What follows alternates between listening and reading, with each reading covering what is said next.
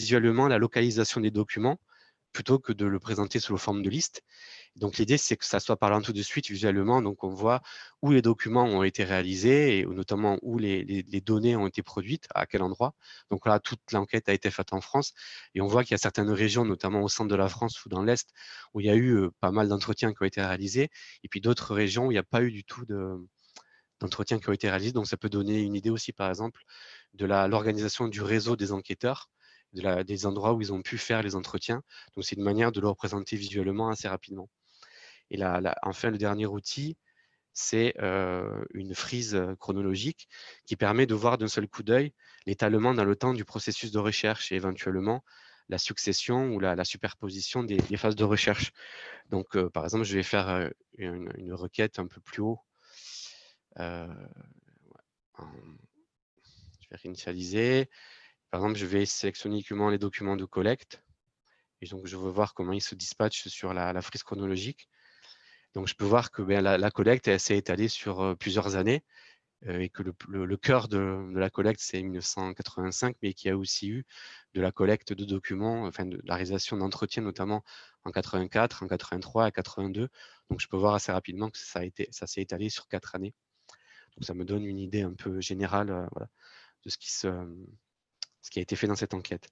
Voilà. Je voudrais souligner que ces filtres sont interdépendants, comme vous avez pu le voir.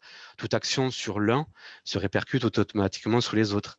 Donc, on voit ensemble ces 3 niveaux de représentation d'une enquête pour ne pas séparer ces 3 visions, une vision un peu intellectuelle du plan de classement, une vision géographique et une vision chronologique. Donc, globalement, sur le plan pédagogique, ces outils servent à avoir une première vision synthétique de la structure de l'organisation du corpus et par la même occasion de la démarche d'enquête. Mais on propose aussi d'autres outils qui ont des visées pédagogiques un peu plus fortes. Donc, l'outil suivant, il s'appelle entretien, on appelle entretien et locuteur.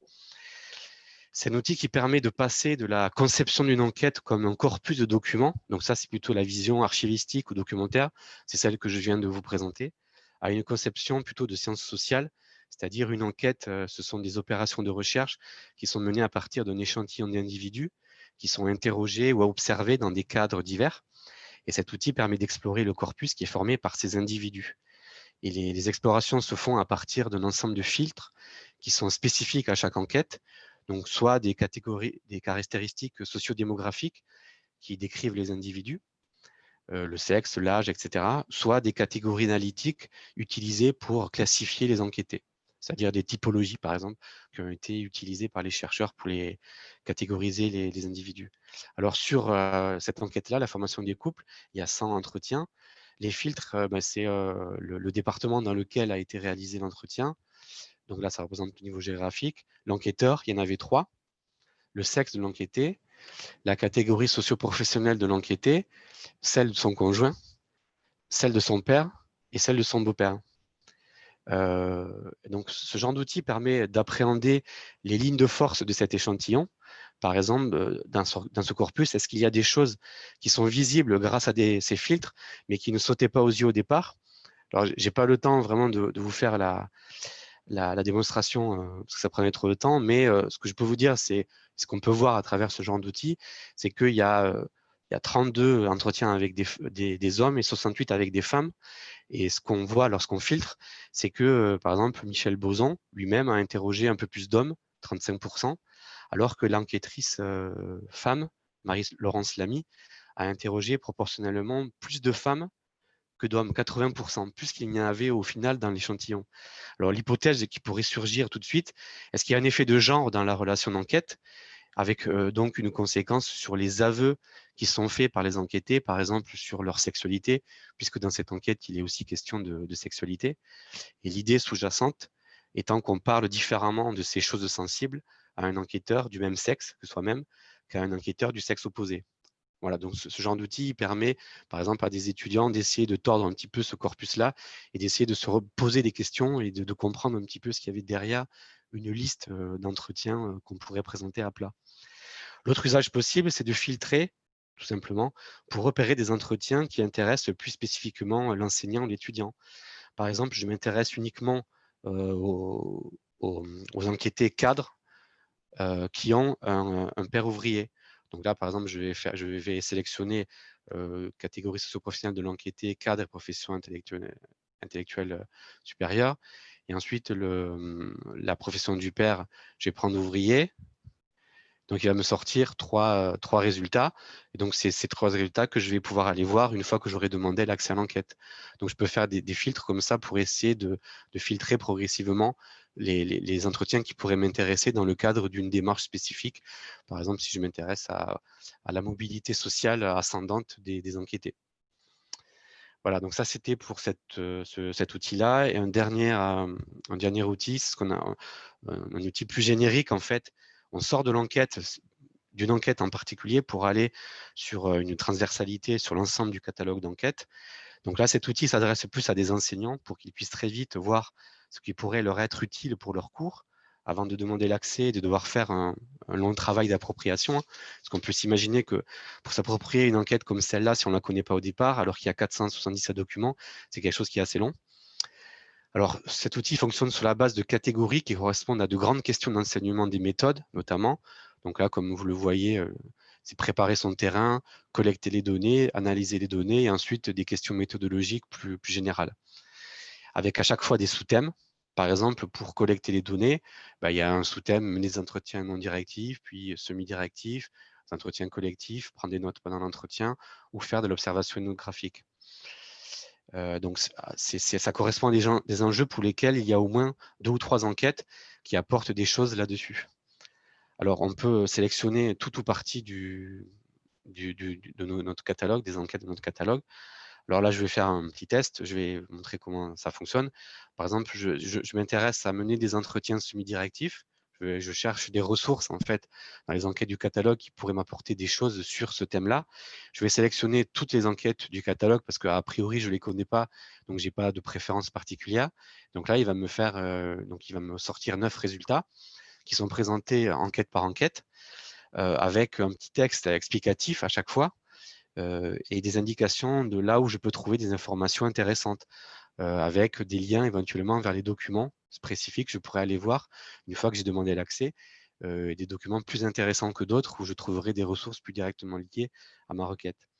Alors, c'est un outil qui n'est pas complet, on est en train de le finaliser pour les dernières enquêtes qu'on met à disposition. Donc, c'est un outil qu'on va encore enrichir. Alors, pour terminer rapidement, je veux faire un premier retour d'expérience très partiel en matière d'usage pédagogique. Alors, dans notre catalogue, on a une vingtaine d'enquêtes, 17 qui sont diffusées actuellement et 3 qui sont en cours de traitement pour des sorties qui vont s'étaler entre la fin d'année et puis 2021. Donc, ça fera en tout plus de 5000 documents, tout compris, qui seront mis à disposition, dont environ 1400 transcriptions d'entretien et environ 150 notes d'observation.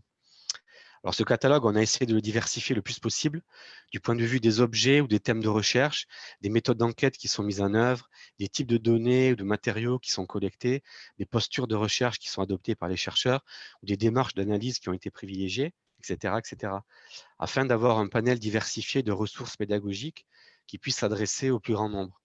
Et je voudrais insister ici sur la phase d'analyse des données qui reste encore en France le parent pauvre de l'enseignement des méthodes qualitatives et pour lesquelles on essaie d'offrir des ressources originales. Alors, globalement, l'objectif, c'est de proposer un ensemble de ressources qui vont pouvoir nourrir le répertoire des outils à disposition des enseignants pour nourrir leurs cours, qu'il s'agisse de servir de complément à un dispositif pédagogique existant basé sur un enseignement livresque ou sur un stage de terrain, par exemple, ou qu'il s'agisse de jouer le rôle de dispositif central de l'enseignement. Cela peut être le cas, par exemple, de cours sur l'analyse qualitative de données, où il n'y a pas spécifiquement mis en place de modules de production de données par les étudiants eux-mêmes, donc pas de stage de terrain. Le but du cours étant ici de creuser spécifiquement les enjeux et les problématiques d'analyse à partir d'un corpus qui est commun aux étudiants et qui a déjà été analysé par les chercheurs premiers.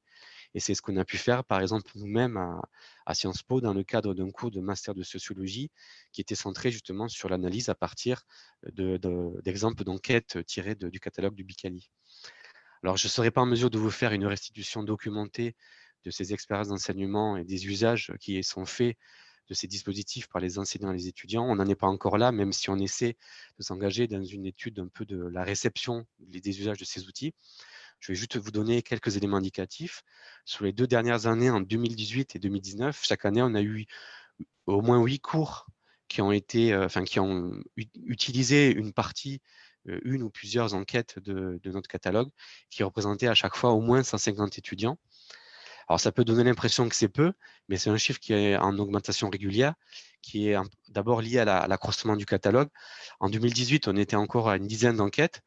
Avec aujourd'hui presque 20 enquêtes, on est davantage en mesure de s'adresser à un public plus large et plus diversifié d'enseignants. Par exemple, aujourd'hui, s'il y a des enseignants qui s'intéressent à avoir à leur disposition des archives d'enquête sur les rapports sociaux de sexe, par exemple, on a plusieurs enquêtes qui pourraient répondre à leurs besoins, alors qu'à l'époque, on n'en avait pas. Et cette augmentation, ce chiffre bas et cette augmentation, c'est aussi lié au fait que c'est encore une pratique neuve. Le fait d'utiliser des archives d'enquête qu'on n'a pas soi-même produites pour faire de l'enseignement, c'est pas quelque chose qui est inscrit encore de la normalité de l'enseignement dans ses routines. Et il faut encore apporter la preuve et montrer que c'est intéressant et possible. Donc, globalement, on distingue 3 grandes catégories de cours qui mobilisent les enquêtes du Bicali. Le cas le plus répandu, c'est les cours de méthode classiques. Mais on a aussi d'autres types d'enseignements auxquels on s'attendait moins au départ. Des cours sur l'histoire de la sociologie à partir de ces grandes enquêtes, donc qui sont plus seulement basés sur une base livresque, mais qui utilisent aussi des matériaux, des archives de ces enquêtes pour montrer comment la sociologie se fait. Et on a aussi des cours spécialisés, par exemple en sociologie de la famille, qui peuvent mobiliser aussi des archives d'enquête réelles pour illustrer comment se fait la sous-discipline. Si vous souhaitez avoir plus d'éléments sur ce point, je vous invite à avoir le témoignage de Christophe Giraud sur le site de Bicali. C'est un professeur de sociologie de Paris 5 qui a réutilisé des entretiens de l'enquête de la formation des couples et qui a restitué son expérience au cours d'un colloque, et on a transcrit son intervention. Elle est disponible sur notre site. Je vais vous envoyer le lien où vous pourrez consulter ce témoignage avec les sur les commentaires de Zoom. Voilà, je vous remercie. Merci beaucoup Guillaume, merci beaucoup pour cette présentation. Il y a déjà quelques questions qui sont sur le chat, mais donc on y reviendra après les 2 autres présentations. Vous pouvez donc couper votre partage d'écran si vous le souhaitez, et je vais passer sans transition, mais on reviendra parce que j'ai pas mal de questions pour vous Guillaume, donc je vais quand même passer sans transition à Rachel Pankhurst. Donc je vais attendre Guillaume que vous... Bonjour, bonjour Rachel. Guillaume, est-ce que vous pouvez... Voilà, super, ok. Alors, Ok, donc moi je vais partager mon écran du coup. voilà, très bien. Ah, c'est super, on arrive à une parfaite fluidité là entre les présentations. Bon, Je vous remercie à tous les vous le deux, voyez? Guillaume et Rachel. Oui, c'est impeccable. Je vais peut-être le mettre en mode plein écran, ce Oui, sera si mieux. c'est possible, ce serait très bien. Voilà, impeccable. Donc, Rachel Pankhurst de l'université, je ne sais pas si je prononce correctement le nom, donc il faut m'excuser, Rachel. Pas de souci. Donc, l'université Paul Valéry, Montpellier 3.